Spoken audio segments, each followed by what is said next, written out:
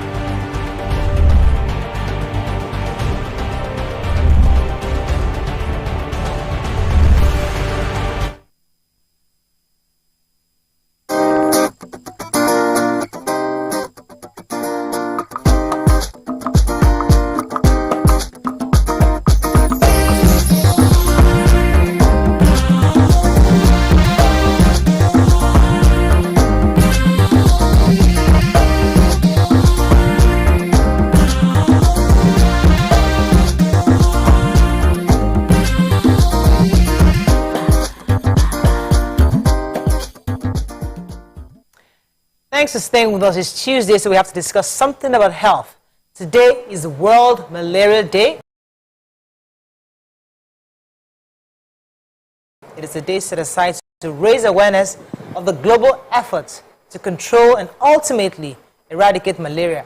Join us on the show to discuss the consultant family physician and head of family medicine department, Lagos State University Teaching Hospital, Ikeja, Dr. Shodipo Oluwajimi. Welcome to the show, sir.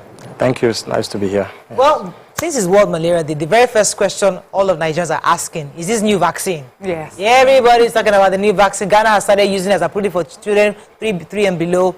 NAFDAC just said we should go ahead. Please tell us about this vaccine. I mean, you know how Nigerians are. We're always scared of new things. Is it for real? Okay, well, thank you. I knew that was probably going to be the first question. And yeah, so the vaccine is made by Oxford University, and actually is the second vaccine that is being made for malaria. The first one being one that was made by the World Health Organization sometime 2021. And the hope is that with the vaccine, we're able to target the vulnerable groups of people that have severe malaria, children, initially, then probably building on to adults, especially those with vulnerabilities, maybe those with sickle cell, pregnancy. But for now, it's just for children. And the aim is that it would help to prevent the cases, because the World Health Organization did not sanction this vaccine, or has not yet sanctioned the vaccine But looking through the literature from from NAFDAC, a technical team was set up, scientific team. I think we're getting about 100,000 doses. They're going to start using it in children. Of course, with everything with vaccines, there's going to be surveillance. Okay. And I know most of us are vaccine hesitant. I can see a lot of concerns already. Yes, but I mean, it's something that could help us if proven to be very successful. So let me tell you where the hesitation is coming from. When you said it's not the one sanctioned by World Health Organization, we're like, why did Nigeria not go with the one sanctioned and be validated by WHO? Yes, yeah. Do we know the parameters that they use in picking this particular one? Okay, so the challenge that came up with the one sanctioned by WHO was the fact that it wasn't too efficacious. And of course, there are cost-benefit issues. But the major reason was that it just reduced mortality by, I think, about 30%. So the question was, if you're going to launch such a vaccine, is it really worth the cost? Yes, and cost. So with the Oxford one, I mean, that concern is there. I was still listening to an expert on Al Jazeera just the other day, where in Ghana too, there were some questions that were being asked that, why has the World Health Organization not come on board? But we know sometimes with the validation process with WHO, it takes some time. Like if you notice what happened with COVID, there were initially some vaccines, then some others that came in from China, India took some time before they were validated. But I think the good news is that it could push us to start becoming more vaccine reliant as a country. We need to realize that vaccines are important. But I'm not going to sit down here and say we shouldn't put in place all safety. I'm sure there's a lot of surveillance going on. And whose children are they going to? The question just, in fact, you took it out of my mouth, because I would not quickly take the vaccine. I would wait. We are presently dealing with some conditions we are seeing are blamed on vaccines. I read about one vaccine in the US 34 years after people suing the originators of the vaccines and all of that. Yeah. I don't want to live in 34 years and wonder what will happen to my kids. So what exactly are the guarantees that you would get as a parent to calm you down? Because the truth is, malaria, Africans in the tropics and where we live, what think they fear us exactly? Our ancestors, I'm not saying that people didn't, but we still are actually still dying. Children, we are doing the percentage of people doing well in these areas where we live. I bet you can differ. Yeah. Yes. Is something that shouldn't so much scare us.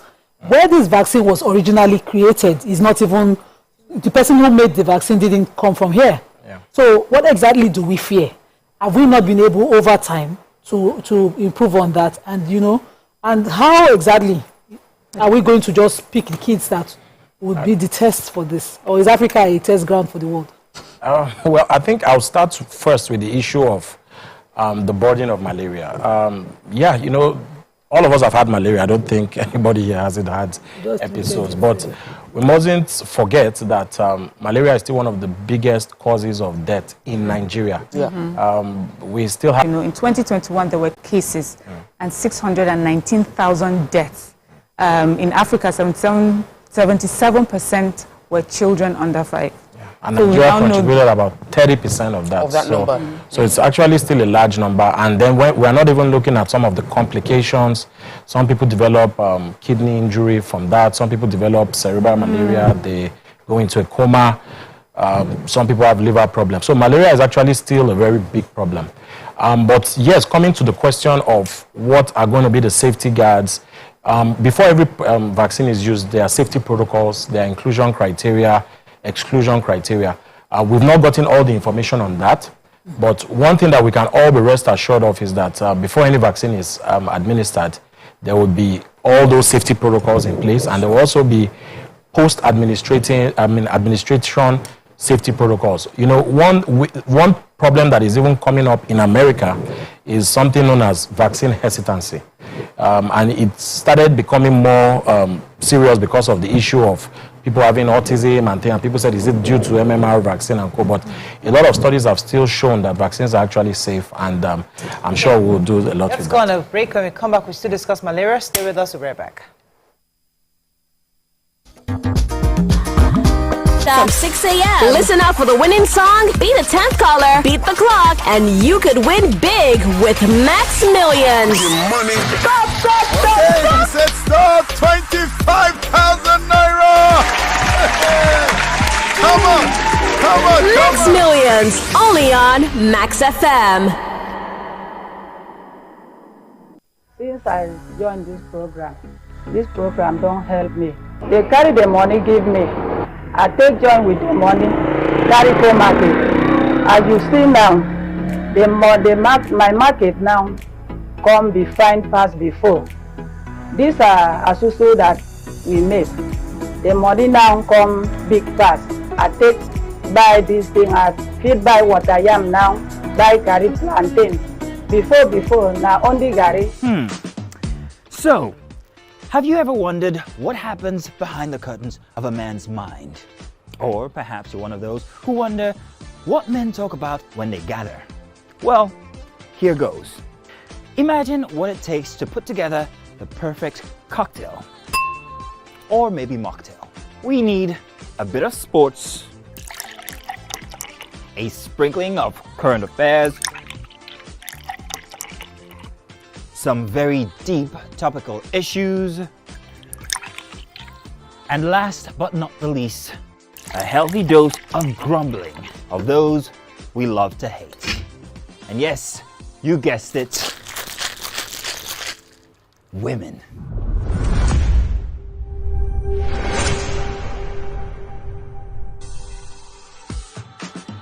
So, if you catch the drift, then you're onto something. We will provide you with the right insights into most of your curiosities, right here within this beautiful cocktail we call the Black Table.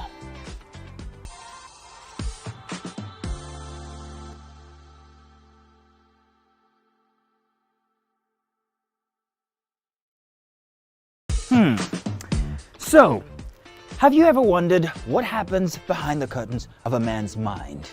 Or perhaps you're one of those who wonder what men talk about when they gather. Well, here goes. Imagine what it takes to put together the perfect cocktail. Or maybe mocktail. We need a bit of sports, a sprinkling of current affairs, some very deep topical issues, and last but not the least, a healthy dose of grumbling of those we love to hate. And yes, you... Thanks for staying with us. We still have our doctor with us. Toko was going to ask a question. Yes, so discussing about malaria is something that I feel like we should have gotten over it, because we've had it for so many years and we've discussed it every time, and we're still recording the highest number of deaths in Africa concerning malaria. What are the things that you feel we're missing out on that is still letting us still have statistics like this reflecting death? Well, I think it's a we need a multi-pronged approach, because the problem has so many facets to it. But I think if we came to the theme of this year's World Malaria Day, which is invest, innovate, and implement, we'll be able to tackle some of them. So I think the two major areas that we need to really look at are, one, environmental. Malaria is spread by the Anopheles mosquito, and once you have that mosquito, there's always going to be the risk of spreading Plasmodium, which causes malaria. And what we've seen is that some countries have been successful to be able to eradicate malaria. Currently, we have about 100 countries that have been certified as being malaria-free, and about 2 to 3 of them are in Africa. So we need a lot of investment in terms of environmental controls, and I think that's one area. For example, we've seen a lot of flooding coming up, so those are all risk factors for allowing the mosquito to grow. We also have a lot of environmental issues, grass and things like that. So there needs to be a lot of investment there. Secondly, we also need to invest in terms of, the mosquitoes are becoming resistant to some of the protective mechanisms we have, like our insecticide-treated nets, our insecticides themselves. And recently there was an article that showed that normally we have a type of mosquito here known as Anopheles gambia. But a recent study showed that we are having importation of a different type of mosquito, which is Anopheles. Yes, Stevens, which you know, somehow you spray it and it just seems to be looking at you and saying, what's going on? There's nothing. So we really need to intensify, and then we need to use some protective mechanisms. Insecticide-treated nets. Many of us, I don't know how many of us use insecticide-treated nets in our houses. Because of light, people always complain, oh, I feel hot, I can't sleep under it. But most times that may not actually be the case. I think it's just a perception. Once you have a fan, you know, so especially for the children, it will protect them. And then even, you know, for things like our doors and windows, do we actually have nets there? So those are all areas that need to be looked into. And then the problem of treatment, you know, once somebody has a headache, some flu-like symptoms, chest pain, we buy malaria medicine, and that is driving resistance and self-diagnosis. Yes, everybody is, you know, has malaria or typhoid. Malaria. Yeah, so, Doctor, I beg, yes. please. Which one is +1, +2, +3? Yes. Because during this Ramadan, I got treated. Okay. +1, +1. +1, +1 every time. So I am one who doesn't do self-medication for myself or my kids. I go to the hospital. But when they are saying +1, +1, I have to cook the agbo, join it and intensify treatment. Well, you've spoken on an area that I think I'll come to, that issue of agbo. But I'll start with the 1+ or 2+. Normally, that just gives an idea of the number of parasites that are there. So when it's 1+, we're looking at about 1 to 10 parasites per 100 when they look at it under the microscope. But again, some of the challenges that are coming up are, ideally, people should be trained to really identify that what you're calling, you know, the plasmodium in the red blood cell is actually plasmodium. So you could go to one lab, they say 1+, another lab says 2+ and 3+. So that's why the issue of training for people that do this test is very important. And the World Health Organization has been promoting the use of rapid diagnostic test kits, you know, where, you know, the same way we do our pregnancy test. Yeah, that's what they do most of now. Yes, but again, some people have raised some challenge that it may not pick cases that are not so severe, but it's still better than just picking up a medication and using that medication. And just before I end this point, the issue of agbo, you know, yes, I know people say when you see a doctor, the first thing they look at you when you talk about agbo is, no, don't use agbo. But again, I think one problem we are seeing is, you know, people look at malaria as a mild illness. What is there in malaria? But a lot of people could develop renal problems and others, and when maybe somebody was even doing well, they took the anti-malaria, they were getting better. Suddenly, one very nice auntie, uncle, or somebody comes in, or friend, puts you inside the heat. Why not take agbo, iba? It could Abuba. now cause some, you know, worsen the situation and affect the kidney. So I know that's not the topic for today, but no, it is. Because I really wanted to. Let me tell you, so I think it makes sense. Because at the end of the day, the kidney cannot process it, right? Yes. And then it affects it. So we are It drinking. depends on what I think it's it's fruits that we are using for our agbo. It's fruit and back of fruit. Pineapple back. Orange back. Here's the concern. You've mentioned malaria and this complication with kidney. Is the complication, is malaria leading to kidney complications based on agbo or based on regular lack of proper treatment of the malaria? What exactly makes malaria lead to complications in kidney? Okay, so first, malaria can cause kidney problems because when there's a high number of parasites, it affects the blood and causes anemia. That also affects, because once the blood level is low, the kidneys become affected. So that could be there. And a lot of studies have shown that people that have malaria, one of the complications they tend to have is anemia, which is low blood level. Most times we don't check. People just do their malaria test and move on. But if there are some newer machines that check for both malaria and also check for the blood level, what we call the PCV. Yeah, so that is already there. So let's look at a scenario where the person already had some low blood level from treatment of malaria and was even getting better. The person now decided to take some agbo. And usually I always focus more on the root-based agbos, all this bark of a tree, those ones that they, dogon and all the years. So the person now decides to take that.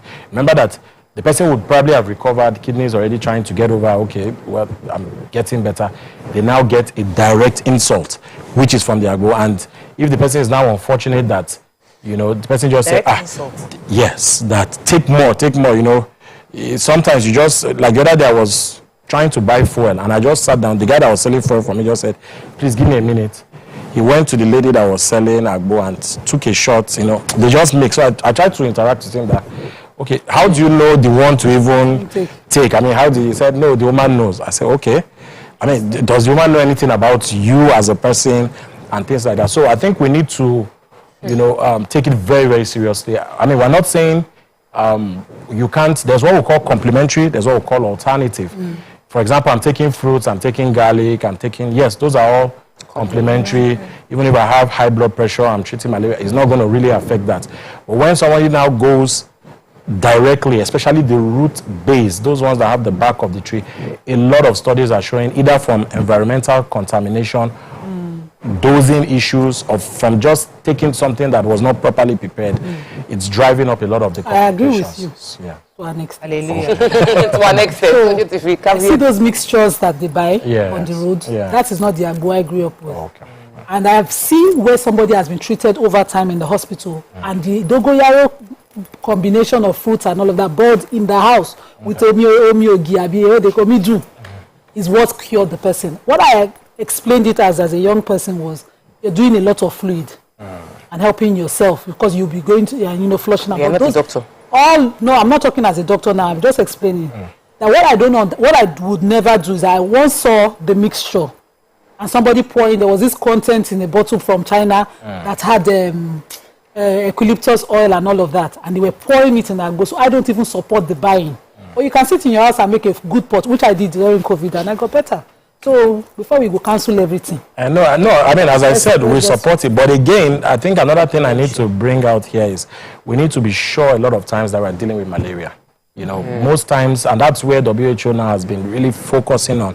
Somebody could, you know, just have recurrent bouts of fever, and the next thing, oh, I have malaria, I have typhoid. I mean, that's the diagnosis that everybody gets. But we've seen that a lot of cases may be due to other things, you know, that are not that. So it's always important that, you know, once you've treated malaria once, twice, and you're still not getting better, we need to really that's what do more tests. That was my question, because many people treat malaria 10 times, 20 in a times. year. Yes. And I was wondering, like, at what point should your doctor say, you know what, we have treated this long enough, let's try something else?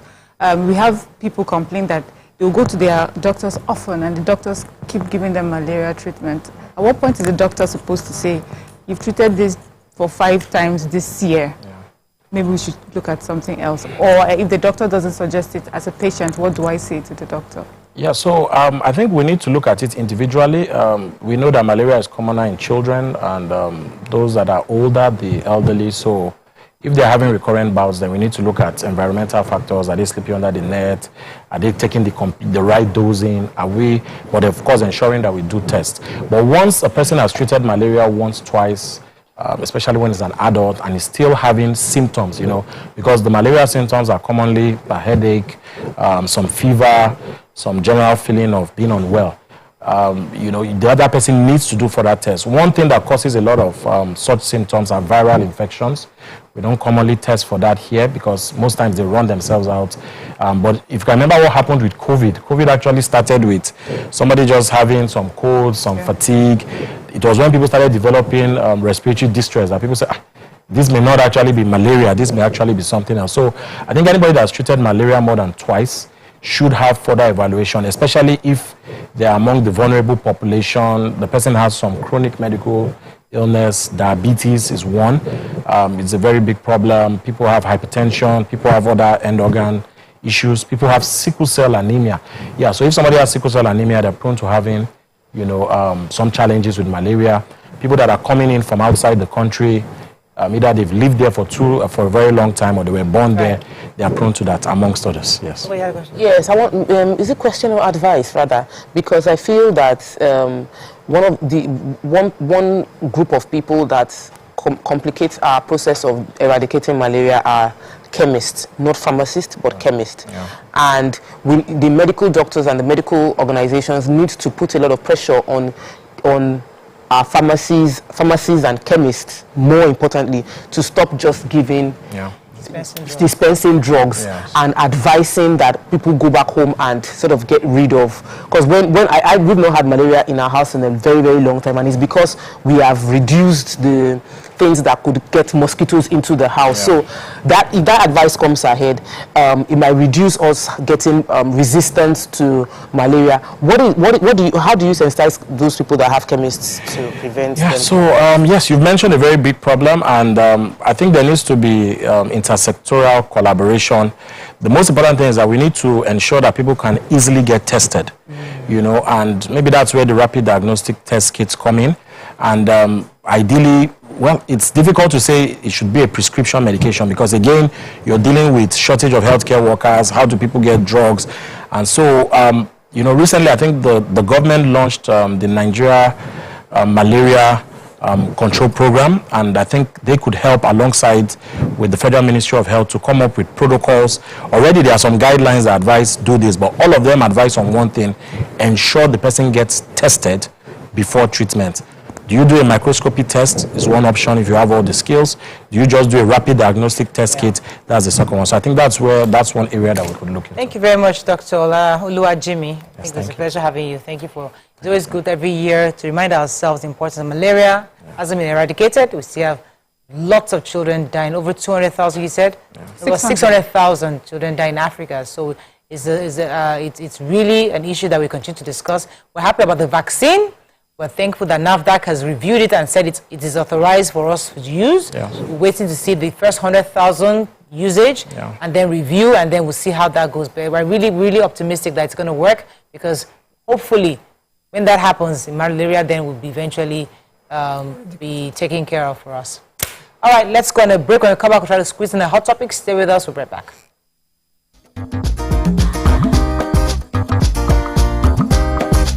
Stay tuned. Your View will be right back.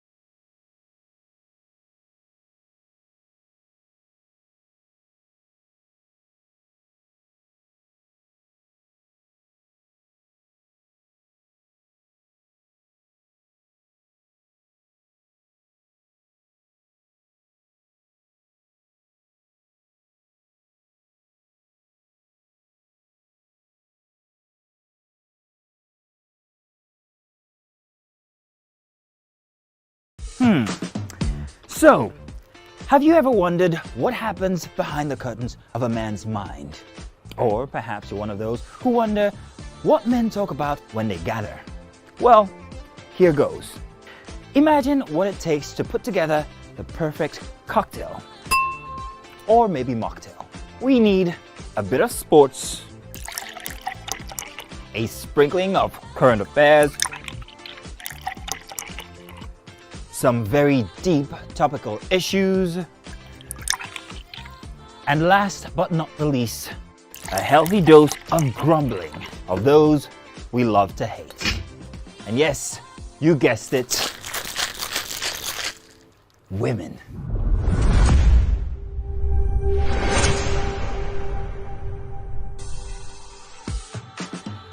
So, if you catch the drift, then you're onto something. We will provide you with the right insights into most of your curiosities, right here within this beautiful cocktail we call the Black Table.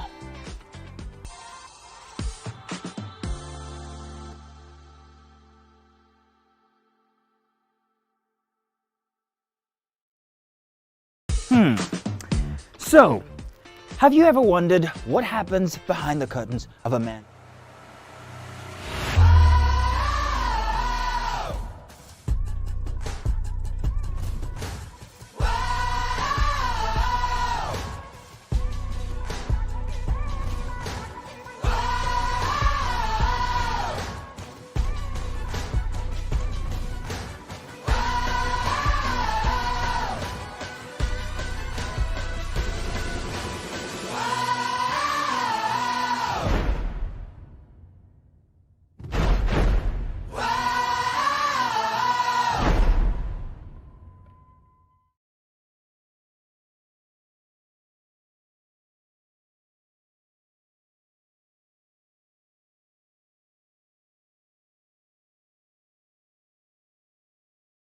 Ladies and gentlemen, make welcome the one who can make time stand still forever, Mr. Kelechi Amadi. How are you doing, sir? I'm good, my brother. You love that intro, Abi? It was great. Okay, yeah. Thank you. We try like that. Thank you. Now my question, which I feel is a cheap question. Oh, go ahead. What does ISO stand for?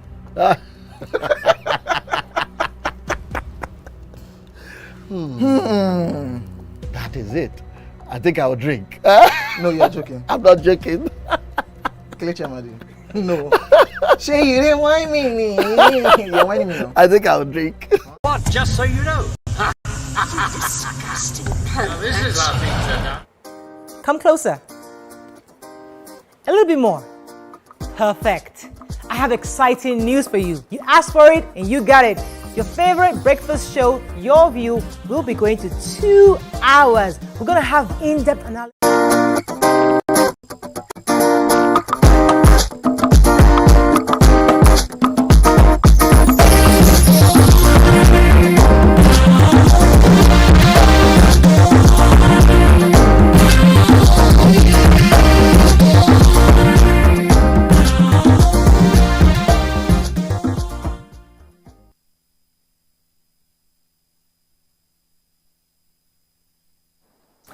Thanks for staying with us. So before we wrap up the show, we have there's a topic that caught our attention, which will probably just start today and then continue another day.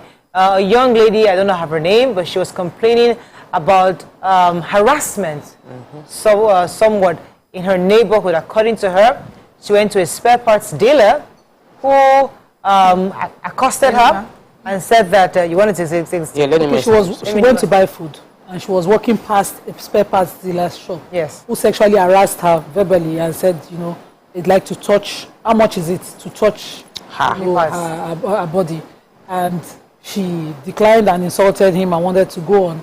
And he ordered his boys to give her the correct beating. And they beat her, slapped her. Then she did a video of that assault, and that went viral. If it went viral, then we then later saw a video of her saying that he didn't, recanting the story, saying that it wasn't him that hit her.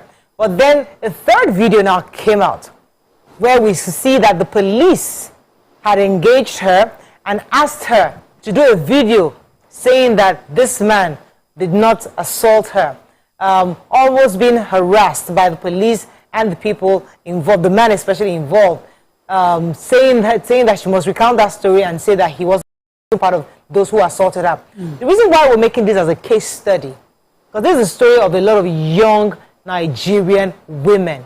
They go out, especially the man had asked her how much does she want for her body parts. She wants to touch it. And that her husband, her entire family cannot afford the amount of money he's about to give to her. So she was pretty much using the money he has to harass this woman. And a lot of young people go through this every single day, and we just act as if it's normal.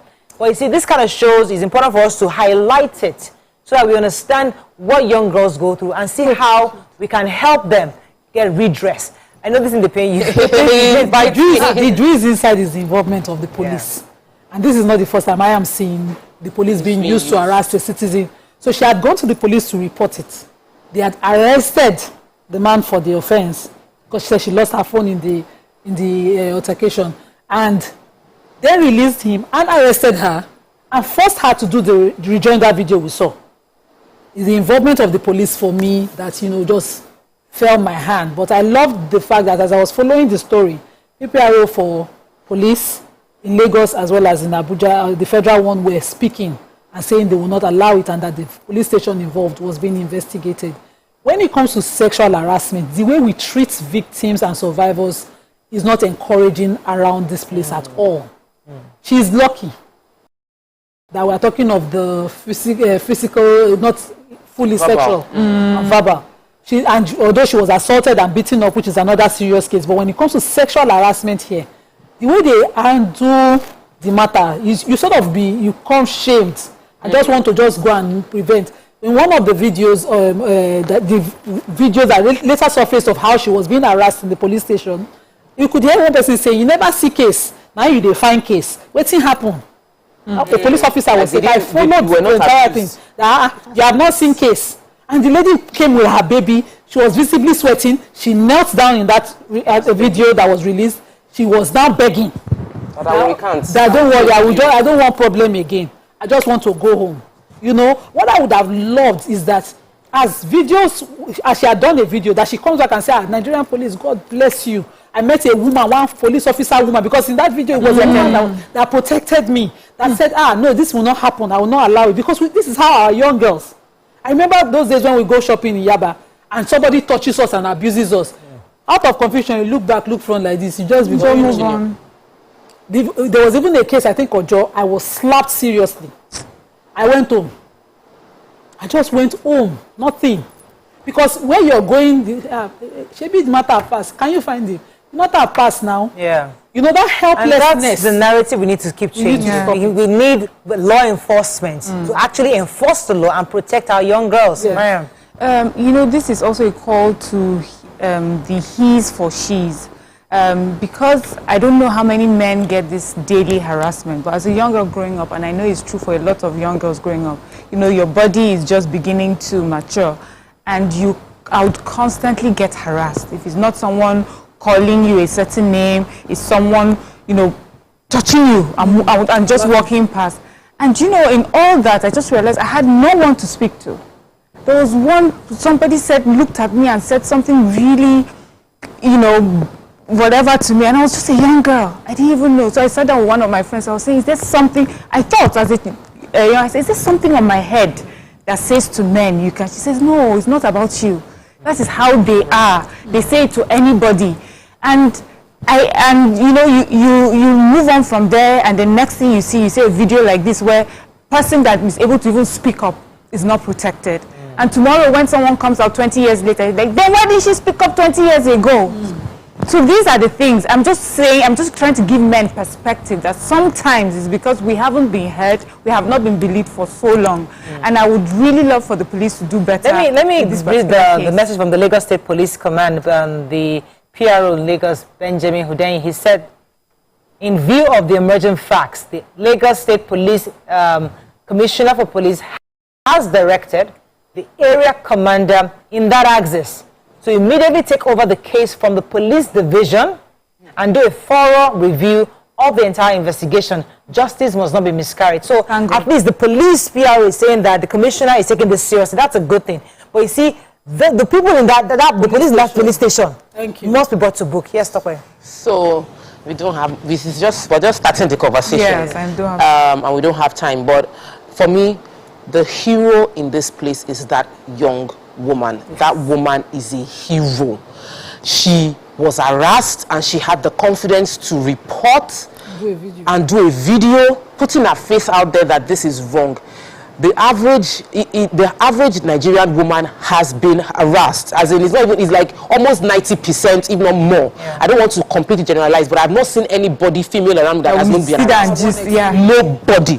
Is that they've grabbed you or they've touched you inappropriately and you just feel like it's the norm. So for a woman to feel like it's wrong for you to as a married woman, I've even felt like somebody was putting a price on my discipline, on my virtue. I'm just saying, because you're married, I can buy. And like, why would you say that to me? That's disrespectful. That's abuse. But that's what we see every time here in this country. So I am happy that this lady stood up, felt like she had a voice, and she used her voice. And even when she was, and yes, another culprit in the police corporate departments, this is not today that they've been using police to harass human beings. They've done it several times, and there are several videos. And she responded in a way to defend herself. That video was so pathetic when she was begging that no problem, she would recount it. And people started dragging her again. That she said the video, now she's recounting it. Back and forth. I'm happy with the police response to suppress it, but for me, it still feels somehow, because I have spoken to several police officers, male, female, that are saying there's a department, a chair in every police station that protects the interest of women who are being abused. So if there is a gender desk in the police station, how come we are still experiencing this now, and they train them all the time? God forbid somebody harasses her tomorrow, she won't go to the police. Oh, no. Nobody wants to be embarrassed. And today was a woman that was saying and embarrassed. So therefore, the desk you're talking about, somebody needs to have a review of that desk. Who are those sitting at that desk? What kind of training do they have? What kind of empathy do they have? Have they gone through enough rigor of this training to understand the importance of giving succor to a young girl who has been harassed? This person, she mentioned the person's name, but we don't want to mention it on TV right now. It's a money game now. Oh, it's money game as well.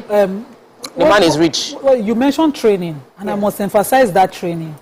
The gender desk and the family unit at the police station are not created to settle family quarrel. So the person reports domestic violence at that desk. One nasty one I experienced was that the woman was not a man. Police officer was saying, okay, you people have to come back another day. She calls the man comes in at a different day instead of the date given, sees her beforehand, and by the time the wife comes, you see, there's no marriage that is peaceful. No way. Ask me, I will tell you. Ask my colleague. Ask all of us. And then I wanted to come in and he said, no, it's just for the couple first. They don't want the lawyers involved. They're not counselors. No, your job. And then they started to counsel, and the woman just comes out and she was just defeated. I was like, I just want to kill myself. I just want to die. Because she knows that as she's going back home, she just was abused, and she sadly went back home to worse abuse. She was locked out of her house for nights, begging to see her kids. Eventually, she lost those kids because she was locked out of the entire estate, and he was giving instruction never to allow her to see her kids. And the abuse continued till today. So what the police fail to see is that they are looking at, no, the man comes in and is crying, he's sorry.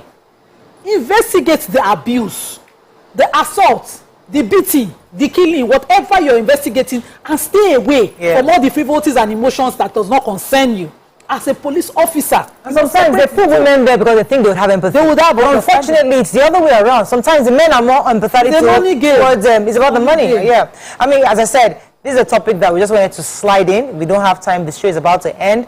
It's a topic we need to sit down and analyze, because a lot of young girls depend on us to help them project this kind of abuse they undergo every single day.